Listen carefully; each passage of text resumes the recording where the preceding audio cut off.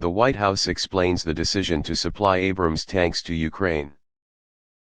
U.S. National Security Council spokesman John Kirby on January 25 explained that the decision to send the M1 Abrams main battle tank to Ukraine was motivated by changes in the conflict, as well as the situation on the ground. Land. Since this conflict broke out 11 months ago, we have been increasing the capabilities that we provide to Ukraine, Kirby said at a news conference shortly after U.S. President Joe Biden announced the announcement. Announced to deliver 31 M1 Abrams tanks to Kiev. But there are things that have changed, namely the Russian field conditions and combat methods. We believe that the Ukrainians will need to strengthen their capacity in the coming weeks and months. Mr. Kirby noted that the tanks will not be delivered to Ukraine immediately, a process that will take months.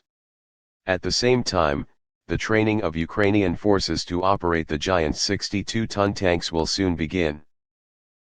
The tanks will have some unique operating and maintenance requirements. That's why we want to make sure we can coach them. Training will start very soon, then we will move the tanks. The announcement of the delivery of Abrams tanks came after Washington's European allies agreed to supply Kiev forces with German-made Leopard 2 tanks. Berlin, which has always refused to deliver the Leopard 2 tanks to Ukraine, finally agreed to allow the third countries operating the tanks to re-export them to Ukraine, and promised to supply 14 Leopard tanks from storage. Domestic reserves for Kiev. The new commitments come amid increasing Western aid to Kiev. According to the latest statement from Mr. Biden, to date, the U.S. and its allies have supplied Ukraine with more than 3,000 armored vehicles and more than 800 artillery pieces.